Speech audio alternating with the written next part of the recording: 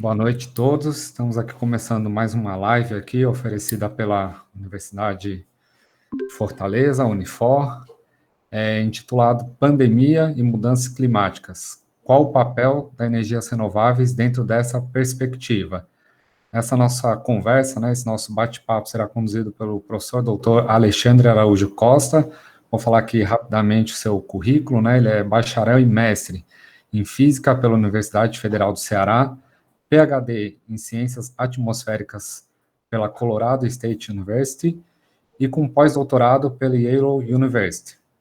Atualmente ele é professor titular da Universidade Estadual do Ceará e foi um dos autores principais do primeiro relatório de avaliação do painel brasileiro de mudanças climáticas.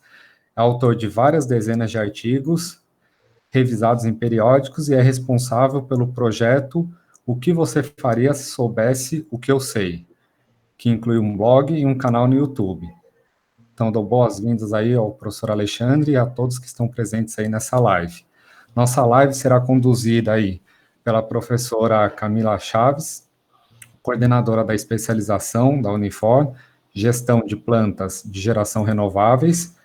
Também fará parte da nossa conversa a professora Brígida Miola, coordenadora pedagógica do curso de Energias Renováveis, e o professor Paulo Henrique, professor do curso de Energias Renováveis. Então, a gente já tem o pessoal participando aí na live, o professor, se quiser, já pode iniciar a sua apresentação. Então, vamos lá. A ideia é basicamente a gente trazer, num primeiro momento, os elementos para o debate. Eu queria, sem arrodeios, lançar essa imagem aqui para vocês. Essa imagem ela é uma adaptação de um diagrama que foi publicado inicialmente num artigo de 2009, liderado por Johan Rockström, mas com participação de inúmeros outros pesquisadores. O Rockström ele é da Universidade de Estocolmo, e o artigo, originalmente, ele tinha um título que, em tradução livre, seria um espaço seguro de navegação para a humanidade. E esse artigo seminal, ele introduziu o conceito de limites planetários. Ou seja, já existia há bastante tempo a noção de que nós não poderíamos agir de maneira irrestrita ou crescer as nossas atividades econômicas de uma maneira ilimitada, usar os recursos naturais de uma maneira predatória, sem que isso esbarrasse em algum limite. Mas a grande questão era, onde estão esses limites? É possível quantificá-los? E se for possível quantificá-los, quão perto estamos deles, Basicamente, a primeira coisa foi, o trabalho desses cientistas foi identificar que limites seriam esses. Basicamente, são 9 limites: clima, poluição, ou o que o pessoal chama de novas entidades, a depressão do ozônio estratosférico, a poluição atmosférica, a presença de material particulado na atmosfera do planeta, o pH oceânico, os ciclos biogeoquímicos do nitrogênio e do fósforo, o uso de água doce, a mudança no uso da terra e a integridade da biosfera. E o que espantou, no entanto, esse conjunto de especialistas foi que, ao buscar uma quantificação para quais seriam os limites seguros dessas variáveis, constatou-se que, em várias delas, nós já havíamos ultrapassado o limite de segurança. O limite de segurança é esse círculo interno aqui em verde. Então, em vários deles, nós já estamos em situação de risco ou de risco elevado.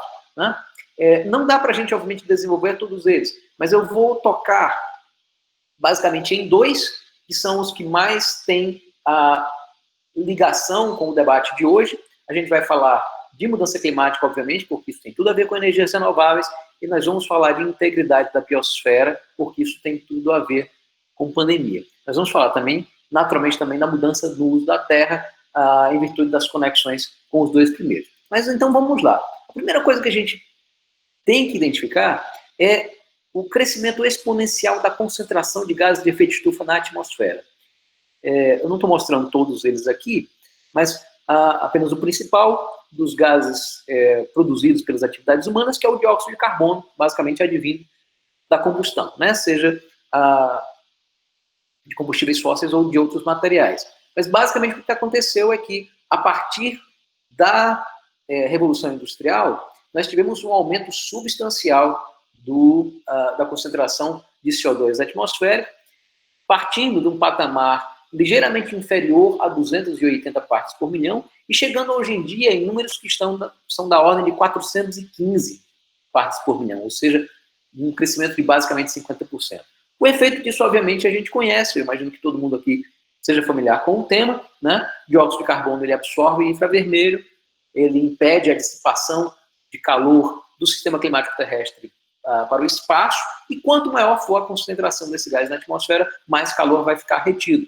A consequência, portanto, imediata da elevação da concentração de CO2 na atmosfera é justamente o aquecimento do sistema climático terrestre, como bem mostram todos os dados, todas as evidências que nós temos, que são, né, e amplamente mostradas aí na literatura científica.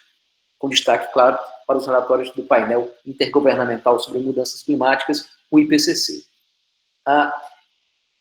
Pode parecer pouco, mas esse 1 grau, 1, pouco, né, que a gente está vendo aqui, né, de anomalia de temperatura, ele já é suficiente para produzir efeitos bastante perceptíveis, né? Desde um aumento das taxas de evaporação, o que provoca, de um lado, secas mais severas, mas também permite que mais vapor d'água acumulado na atmosfera produza grandes tempestades, produz ondas de calor cada vez mais extremas, incêndios florestais, tem levado a uma perda significativa de gelo, né, seja gelo marinho, seja gelo dos mantos continentais, da Groenlândia e Antártica, seja, né, geleiras em montanhas, ao ponto de nós já termos perdido 70% do volume de gelo no verão, nos meses de verão, no Oceano Ártico, em apenas cerca de 4 décadas.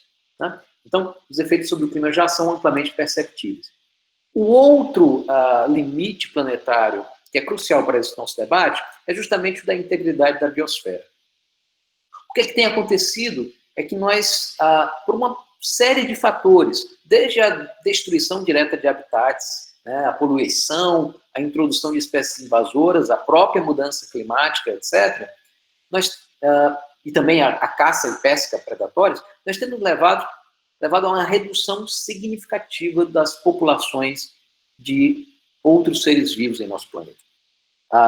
Uma quantificação disso é obtida a partir do chamado Índice de Planeta Vivo, ou LPI, que é uma espécie de média normalizada das populações de animais, particularmente de animais vertebrados. E o que se constata é que hoje nós temos, basicamente, após apenas 4 décadas, pouco mais de 4 décadas de monitoramento desse índice, se percebeu um declínio de quase 40% nas populações de vertebrados continentais, né, terrestres, cerca de 40% nas populações de vertebrados marinhos, né, e incríveis, né, 76% de redução nas populações de espécies ligadas a ambientes de água doce, né, o que inclui, obviamente, peixes de água doce, o que inclui anfíbios. E aí são várias tragédias que a gente tem assistido ultimamente, como, por exemplo, o rompimento das barragens, né, da Samarco, da Vale, em Mariana e Brumadinho, levando a uma terrível devastação de ambientes fluviais, como o caso do Rio Doce. Né?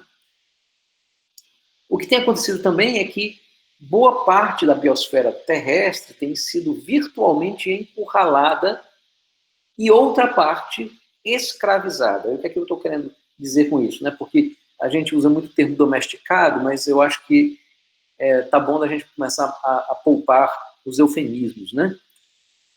O que nós temos hoje é que, considerando a biomassa de mamíferos, 96% dessa biomassa pertence ou ao humano, 36%, ou animais de criação, 60%, a maior parte disso, gado. E somente 4% da biomassa de mamíferos é o que resta para todas as espécies silvestres. Sejam orangotangos, tigres, onças pintadas, capivaras, tamanduás, girafas, você escolhe o quê?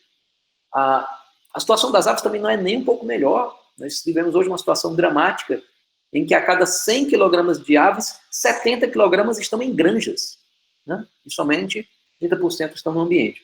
Então, é muito evidente que a integridade da biosfera terrestre, do ponto de vista dos vertebrados, está amplamente comprometida.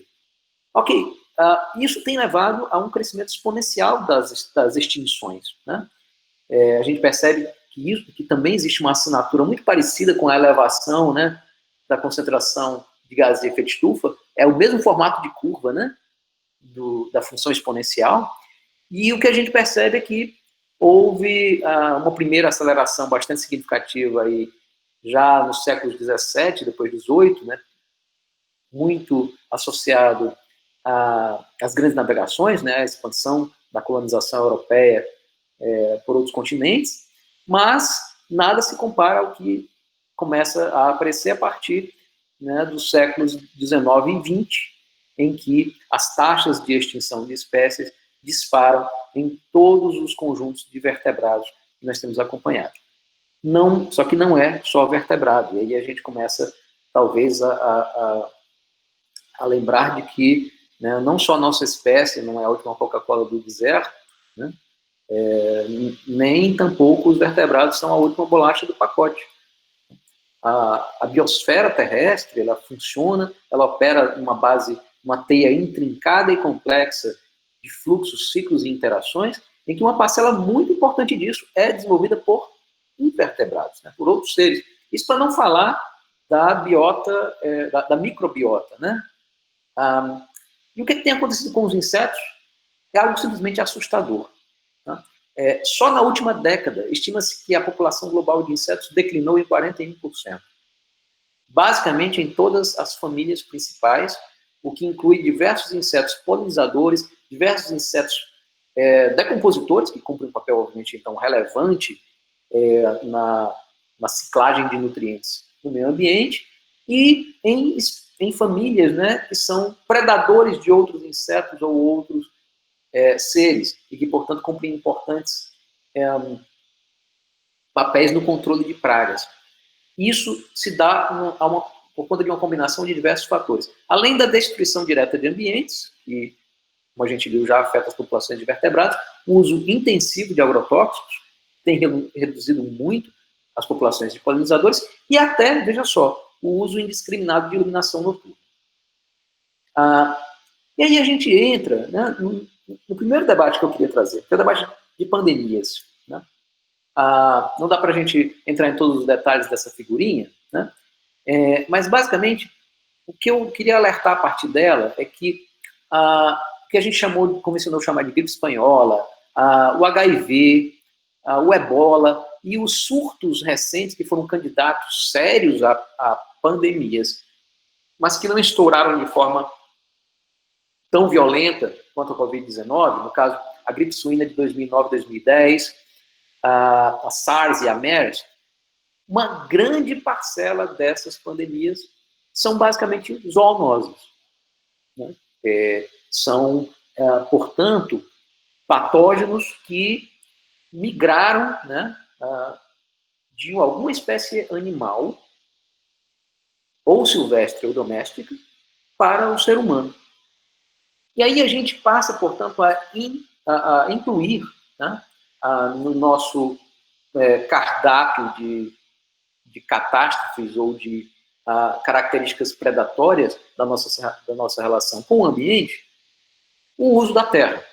E esse é um ponto que eu queria, portanto, trazer agora. Né? Como a gente sabe, 29% do nosso planeta é coberto por continentes. Tá? Nem toda essa superfície é composta de terras férteis, na verdade, apenas 71%, ou 104 milhões de quilômetros quadrados dos 149 milhões totais. Os outros 29% ficam com desertos de glaciares, etc. Mas eu quero dizer que hoje, metade dessa terra fértil já é ocupada pela agropecuária, por atividades humanas, pelo nosso sistema alimentar. E o restante é dividido entre biomas, né, florestas e biomas arbustivos, corpos d'água, e nós temos ainda 1% aí de área coberta por infraestrutura na cidade, basicamente. Como se isso já não fosse assustador o suficiente, eu queria acrescentar outras informações. Né? O que é que de fato significa a gente ocupar metade das terras férteis com agropecuária? Significa que todos os nossos alimentos demandam a mesma quantidade de terra? E a resposta é não. Na realidade, 77% desses 51 milhões de quilômetros quadrados, ou 40 milhões de quilômetros quadrados, são destinados à produção de alimentos de origem animal. É terra dedicada a pasto ou para monoculturas que servem como matéria-prima para a ração animal. E apenas 23% dessa cobertura, dessa área, é dedicada ao plantio de vegetais para alimentação de fato humana, né? Grãos para consumo humano, frutas, legumes, tubérculos, etc.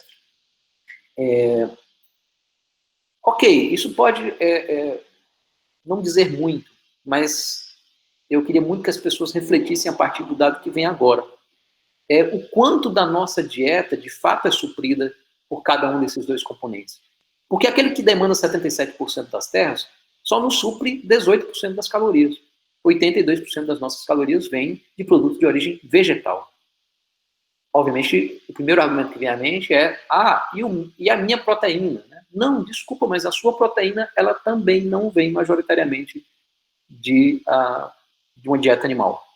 Apenas 37% dela. 63% é suprido, né, por produtos de origem vegetal. E ainda que eu, obviamente, não queira aqui advogar uma dieta específica para as pessoas, é muito evidente que sem repensarmos esse sistema alimentar e a presença de carne em grande escala na nossa dieta, nós não vamos resolver a questão do avanço incessante e insustentável da fronteira agrícola e todo o processo de degradação ambiental que eu citei anteriormente. Detalhe, esse processo, ele facilita que nós entremos em contato com animais silvestres que têm a sua própria carga viral, o seu próprio repositório viral. E, portanto, outras pandemias podem emergir muito facilmente se nós continuarmos nessa rota.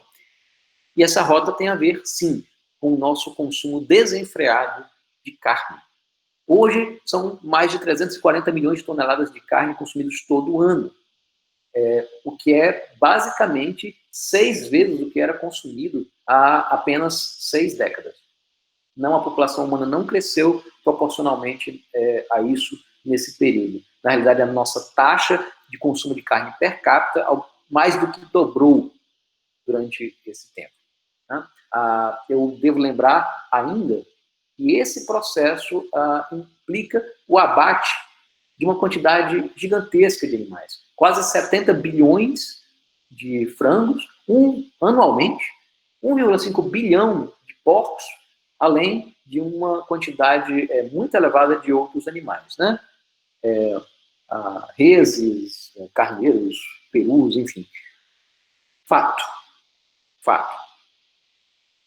Sejam animais confinados, né? Sejam animais confinados, que obviamente tendem a ser geneticamente semelhantes e, portanto, muito sujeitos, né, essa indústria da carne, ela é extremamente sujeita à emergência de surtos, né?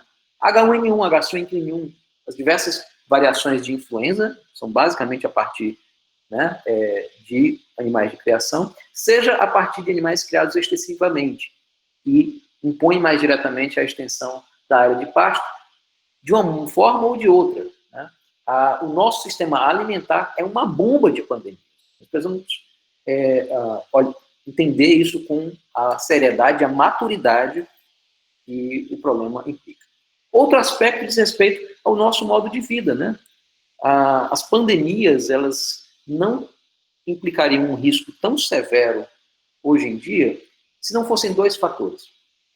A elevada urbanização, né? A enorme concentração de pessoas. E outro, a hipermobilidade. E nós devemos lembrar que o modo de vida urbana e o fato de que hoje nós temos nada menos do que tínhamos, né? Antes da pandemia, 4 milhões de passageiros internacionais todos os dias. Né? Imagine quantas chances são dadas a um vírus contagioso e letal de infectar uma parcela importante da população global? Com esse modo de funcionar a nossa sociedade.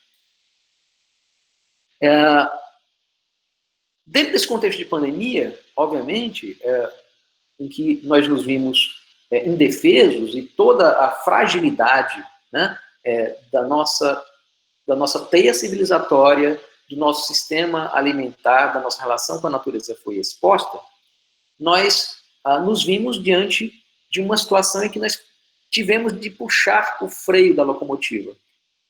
Em outras palavras, nós tivemos de tentar diminuir o ritmo da propagação do vírus ou fazer o famoso, né, ou achatar a curva, né?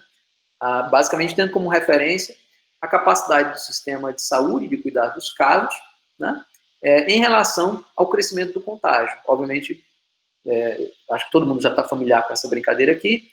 A ideia é que o crescimento exponencial, que marca precisamente a fase inicial de contágio, precisa ser freado, né? É preciso que uma intervenção venha na forma de medidas protetivas para que não se ultrapasse a capacidade de carga do sistema de saúde.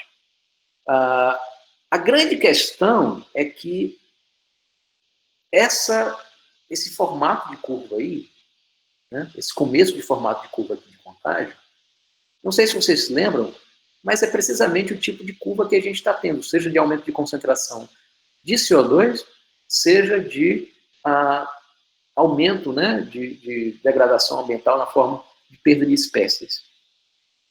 E aí fica a pergunta, como é que nós estamos em relação à capacidade de carga do sistema Terra? Bom, vários limites planetários vêm sendo ultrapassados, o limite seguro de concentração de CO2 era 350 partes por milhão, nós já estamos em 415, ou seja, nós estamos acima. E em termos de uma combinação, né, chamada pegada ecológica, que é uma combinação de vários itens, nós também ultrapassamos a capacidade de carga do sistema Terra. Hoje em dia, nós precisamos de 1,5 terra por ano para produzir aquilo que é consumido, né, pela humanidade. Do ponto de vista climático, inclusive, tem um linear de temperatura que é muito evidente e que está muito próximo. Um recente relatório do painel intergovernamental sobre mudanças climáticas evidenciou que o limite seguro realmente seria de 1,5 grau. Né? E nós já estamos muito próximos disso aí. Acima de 1,5 grau, você tem uma série de impactos, comprometimento de mais de 70% dos corais de águas tropicais, uma ampliação significativa das enchentes costeiras, risco de perda de safra cresce também em proporção exponencial, enfim, um comprometimento muito severo das condições materiais que sustentam as nossas vidas, né? A grande questão aí seria o seguinte, o que seria necessário, então, para achatar essa curva do clima? Né?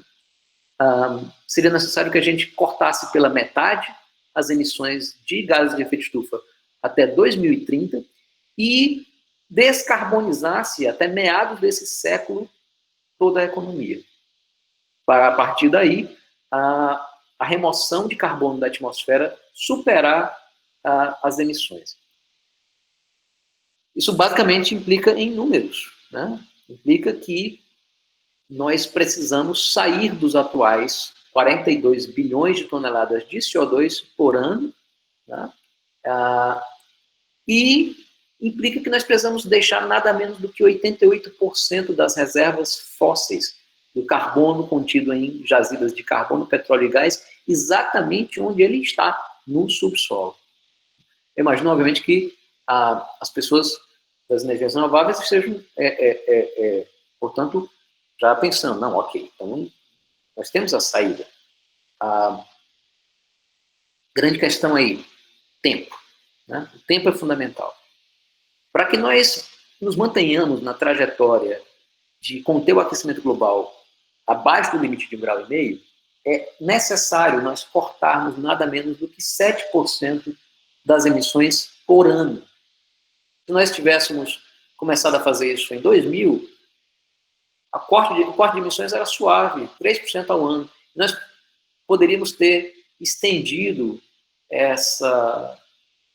esse corte gradual por bem mais tempo do que hoje em dia. O que acontece, no entanto, é que nós fomos postergando, né? Na questão climática, nós fomos jogando para frente o processo. E, mais uma vez, a pandemia é muito didática, ela é cruelmente didática nesse aspecto. O que aconteceu com os países que demoraram para tomar medidas de contenção, né? Esses países se viram obrigados a adotar medidas mais restritivas, lockdown, né? O que é que aconteceu, né? Justamente se você não teve medidas rápidas e eficientes, né? O Brasil, né, mas não só, os Estados Unidos também, são uma amostra trágica da combinação disso, né? A ausência de proatividade na solução do problema no que tange a tempo e profundidade das medidas. Catástrofe, né? Então, nesse aspecto é preciso entender, o tempo é fundamental. Se nós tivéssemos feito o dever de casa a partir do ano 2000, nós cortaríamos 3% ao ano e ficava tudo bem. Agora nós precisamos cortar 7% ao ano. Detalhe, a única vez em que nós vamos assistir um corte de 7% ao ano, né, uma redução de 7% de um ano para o outro das emissões de gases de efeito estufa, é 2019 para 2020. Né, justamente com o advento da pandemia, né, que obrigou metade da aviação internacional a ficar no chão e impôs uma retração de atividade econômica, de deslocamentos, etc., nunca antes pensado. Né. Óbvio, não é isso que a gente quer, né. A gente precisa solucionar a crise climática a partir de uma intervenção consciente, organizada e com o menor impacto possível, especialmente para as camadas, né, mais vulnerabilizadas da população mundial. Né. Bom, mas enfim, eu já tenho falado demais de que todas as curvas são exponenciais, né? Esse aqui é PIB, né? PIB crescendo, a urbanização cresce, o turismo internacional cresce, na verdade, muitas outras, a gente não vai conseguir falar de todas elas, mas, obviamente, uma das curvas que cresce exponencialmente é a do contágio em pandemias. E a solução emergencial foi fica em casa, né? Ou, no caso extremo, cuidados, né, de terapia intensiva, etc. Isso enquanto uma solução mais definitiva não aparece. No caso, né, um tratamento, uma vacina ou algo assim. Por enquanto, ótimo, né, fico por aqui, mas, claro, a gente retoma num segundo.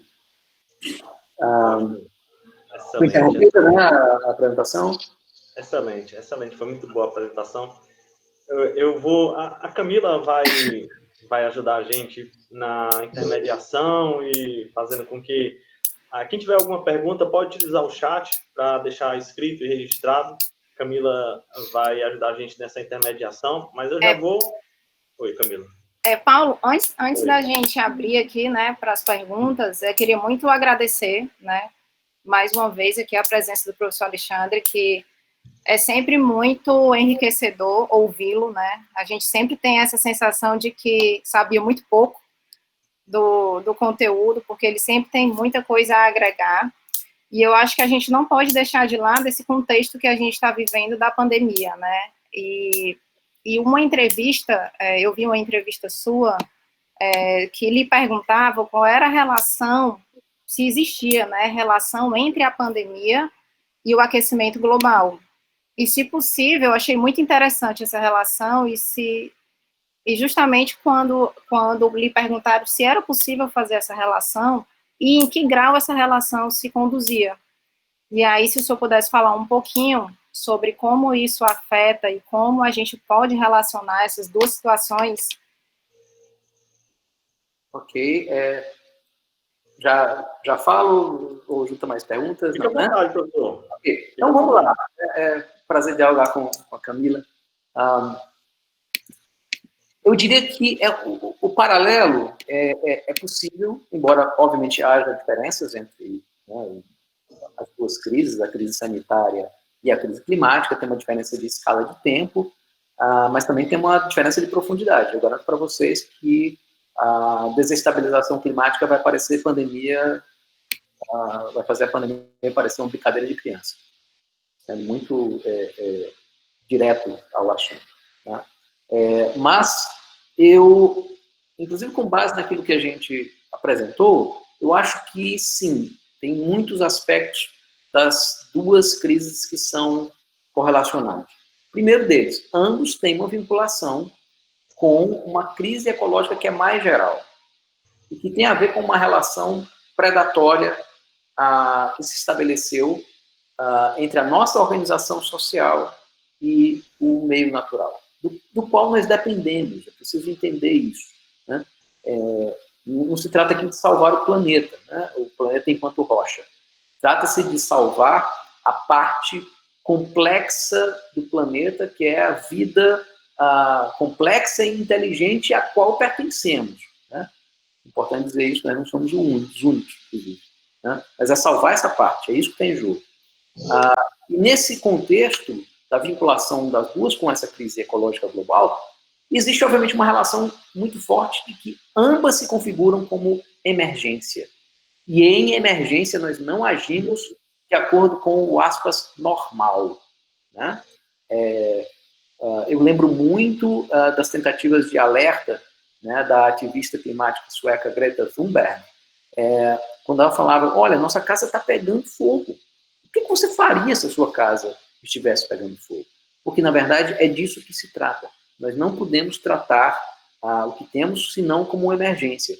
E em emergência a gente não espera soluções graduais, né? A gente não fica deitado eternamente em berço esplêndido. Eu diria que, infelizmente, tem uma outra similaridade entre os dois problemas. É a negação da ciência em torno delas. Né? O que é que começou a ser divulgado, né? E é muito bom que a gente tenha divulgadores de ciência com conhecimento de causa, como, por exemplo, o Átila, né? Mas o que é que começou a ser divulgado em termos das características, né, da pandemia e sobre o que fazer a respeito? Isso há alguns meses atrás. Era de que, sim, se tratava de um risco elevado à saúde humana e às vidas das pessoas, que não se poderia apostar em vacina a curtíssimo prazo, porque isso não existe, não é assim que funciona, né? Ciência não é fast food. E também não havia cura milagrosa, embora, obviamente, todo mundo fosse testar diversos medicamentos. E, no primeiro momento, até testar cloroquina, hidroxicloroquina, ou o que fosse, é óbvio que estava correto. Tinha que testar. Tem que testar várias coisas. Mas que a única solução efetiva para enfrentar o problema de início era ficar em casa. Né? Era restringir a circulação das pessoas, porque isso significava restringir a circulação dos vírus. E isso, obviamente, causou muito descontentamento, especialmente para determinados setores empresariais que queriam ver os seus trabalhadores continuando circulando, né, em ônibus lotados, em terminais, né, e em seus locais de trabalho, produzindo riqueza.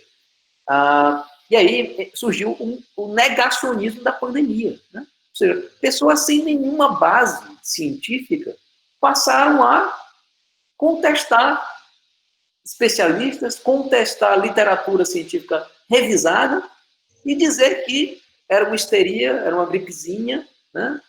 Ou coisa que o valha. Olha o tamanho da estupidez. Mas veja que isso é completamente análogo a algo com o qual eu lido e enfrento há vários anos, que é o negacionismo da crise climática.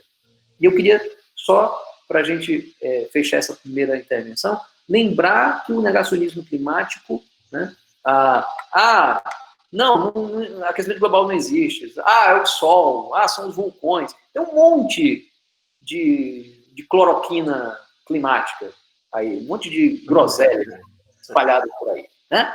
Mas isso não foi casual, isso foi plantado. Desde 1978, a ExxonMobil, uma das maiores indústrias petroquímicas do planeta, sabia dos riscos climáticos. E hoje tem farta documentação e farta documentação que comprova isso, que havia estudos internos, inclusive com o uso de modelagem computacional, algo que nenhuma universidade, nenhum grupo de pesquisa de universidade naquela época, há mais de 40 anos, tinha acesso. Eles rodaram modelos climáticos e previram justamente o tipo de agravamento das condições que nós já temos hoje e coisa muito pior no futuro, não tão distante assim.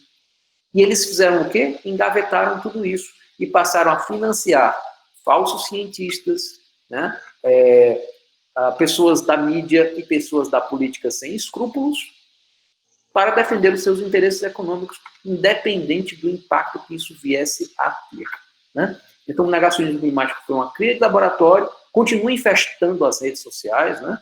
E, veja só, ele funciona de maneira muito parecida com o negacionismo da pandemia. Ele sequestra um sentimento que é legítimo, que é o quê? É o sentimento de negação diante da perda. A psicologia explica isso. No luto, a primeira etapa do luto é negar. Quem aqui não passou por uma situação de perda, né?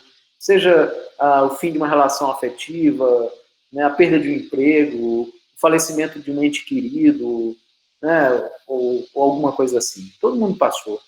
E a primeira reação normal das pessoas é: poxa, eu não acredito nisso. Não é possível que isso esteja acontecendo. Né? Então, o negacionismo é um movimento perverso que explora esse sentimento legítimo. A primeira reação nossa à pandemia é: poxa, mas não é possível que esteja acontecendo, né? Que eu não vou mais poder abraçar meus amigos, ir para aquele barzinho que eu gosto de frequentar, né? E torcer pelo Vozão ou pelo Leão no estádio. É uma perda, é um luto. Ou, no caso da crise climática, poxa, eu não vou mais poder consumir loucamente como eu consumia, né?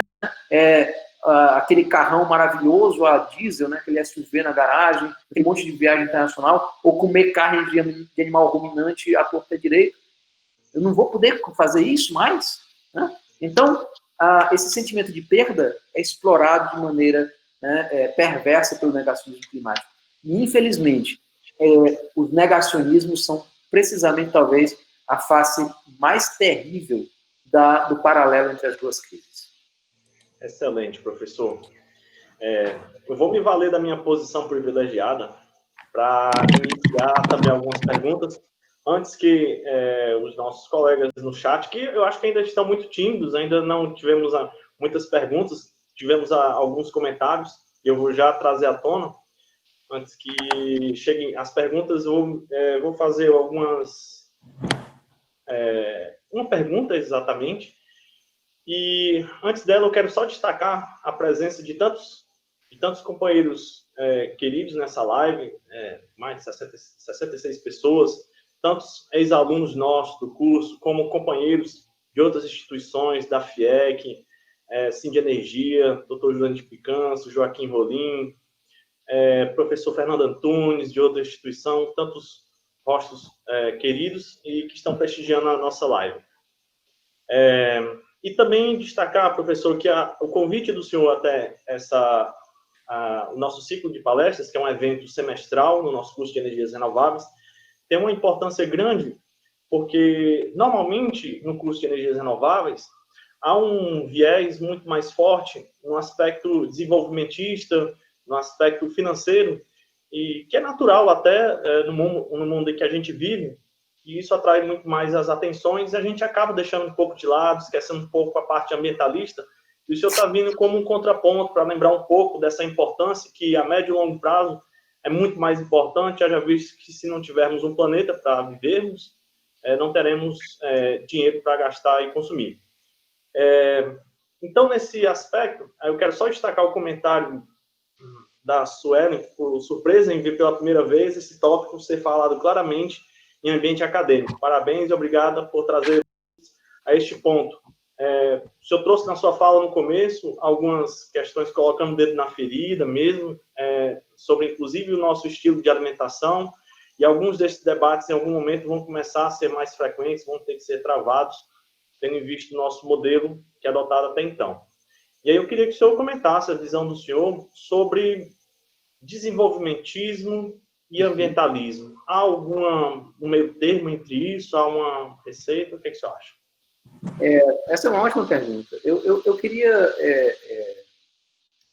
talvez, começar a respondê-la, lembrando o seguinte, né? Todo mundo, na sua vida pessoal, entende o conceito de limites, né? Tipo, tem um limite do cartão de crédito, tem um limite do cheque especial. Todo mundo diz, né? Que as nossas crianças precisam ter limites, né? Basta aparecer uma criancinha um pouquinho mais levada e tudo mais, os pais não dão limite, né? E, enfim, tem várias coisas, né? Existe um limite de velocidade. É muito estranho, no entanto, que, embora individualmente nós sejamos capazes de lidar com essa noção de forma muito tranquila, nós globalmente e coletivamente agimos como uma criança mimada, né? Que quer tudo, e não respeita limites. E essa é a primeira coisa que eu queria, na verdade, dizer para todo mundo. Nós precisamos superar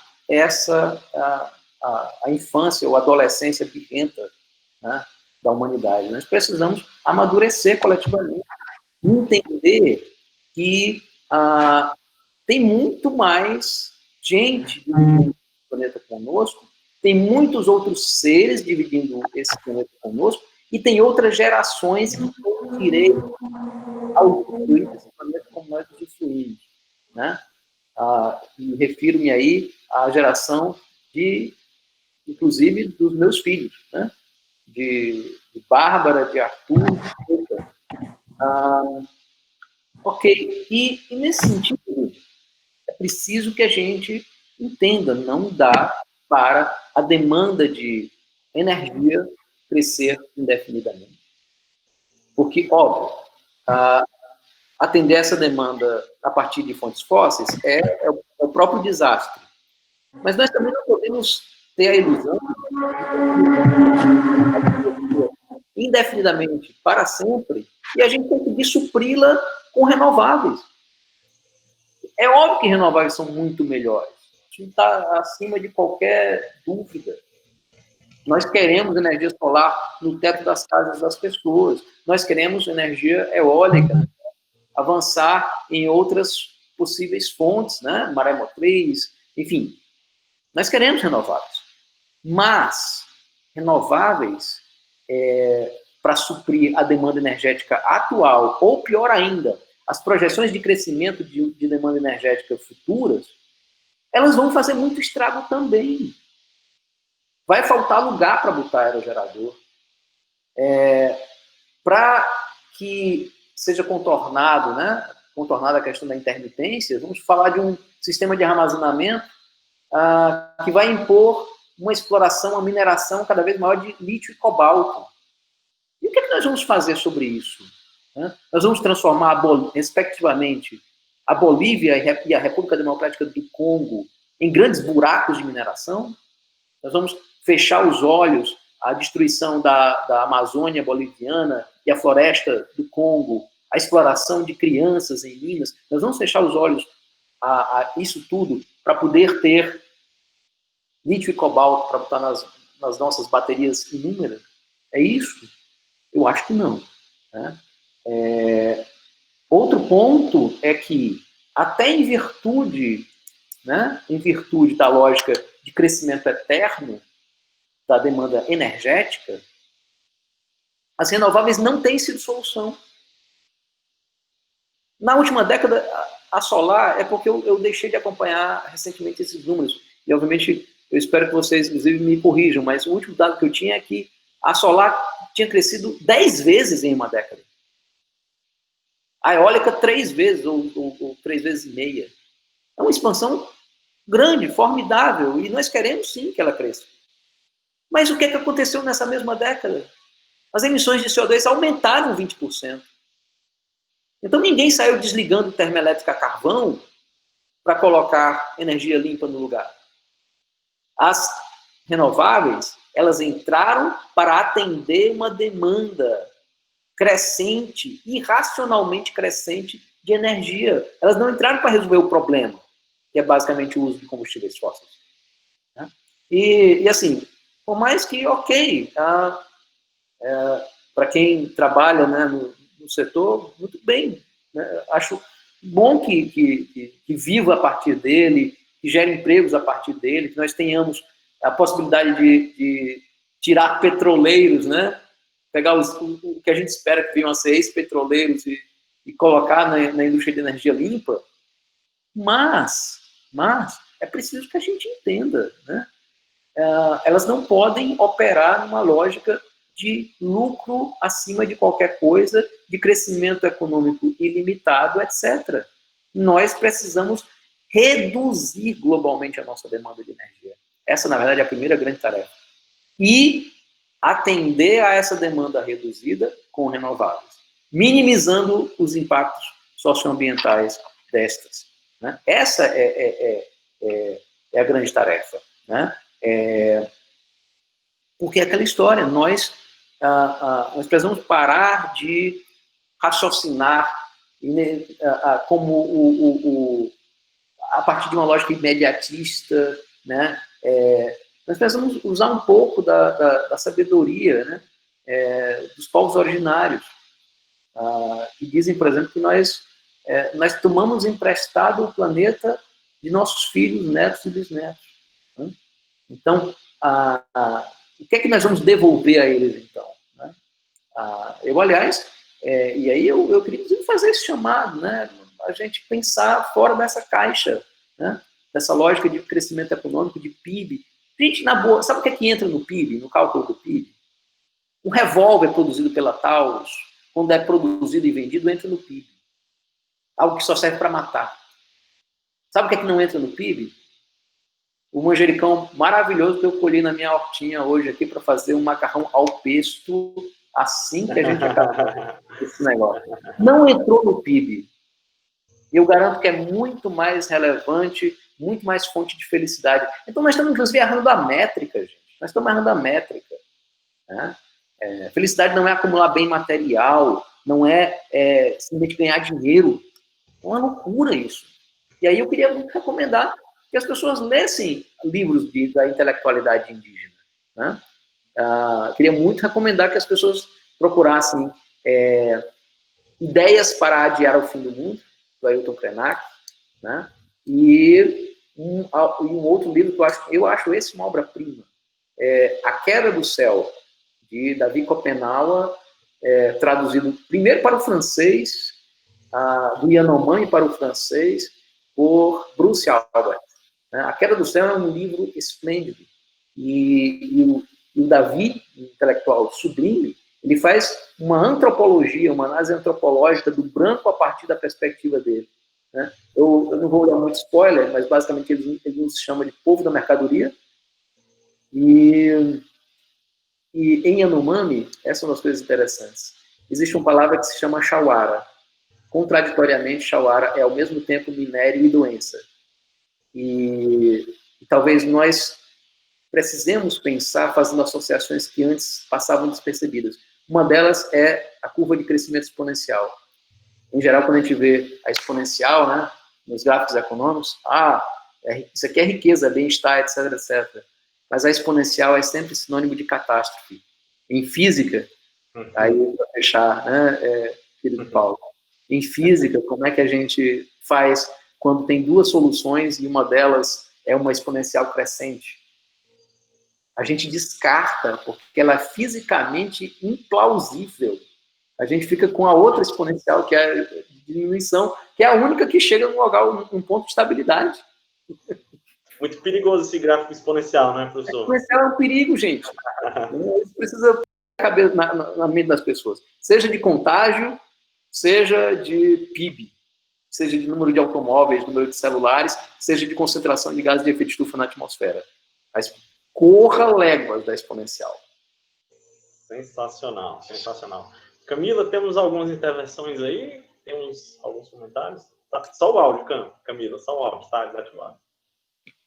É muito interessante ver, professor Alexandre, né, como a gente tem essa vontade de se manifestar sobre como isso deve ser conversado mais vezes. Isso precisa ser debatido.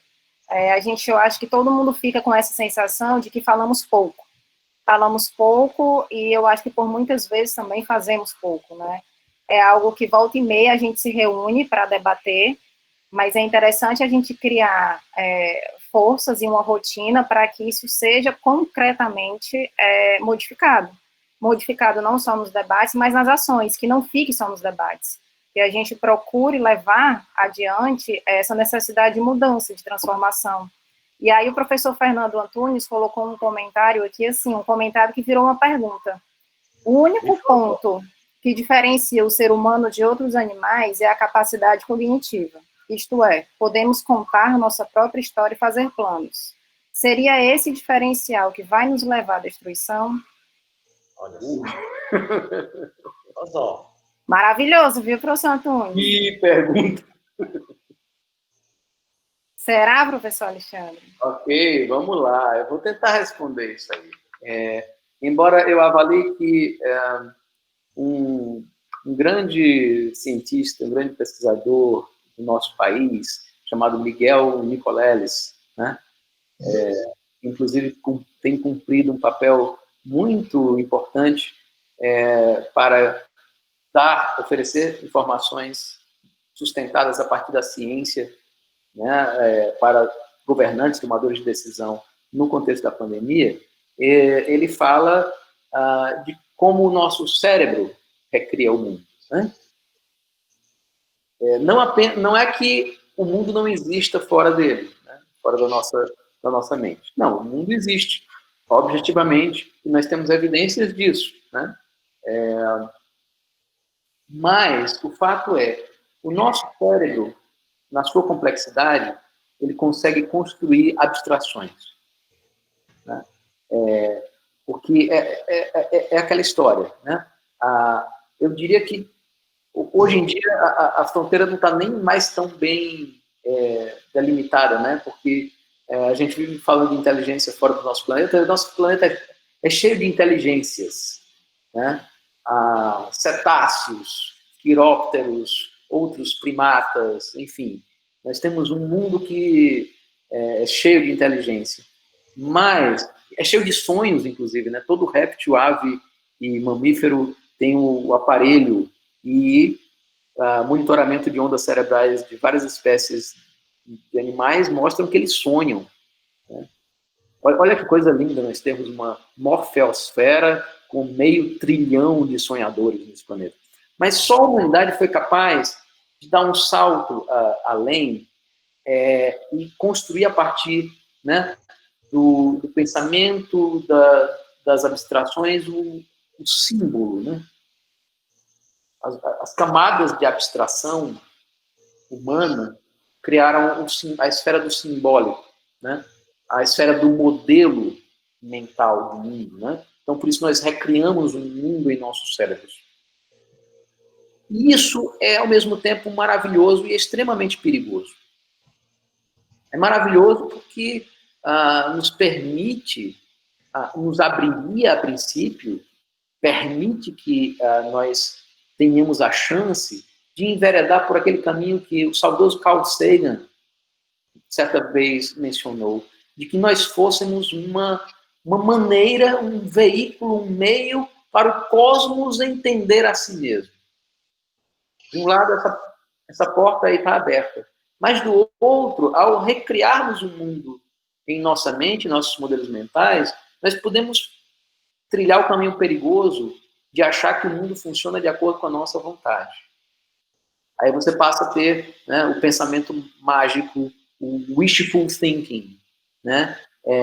E o wishful thinking, ele passa pelo o clima já mudou antes e passa pelo é só uma gripezinha, né?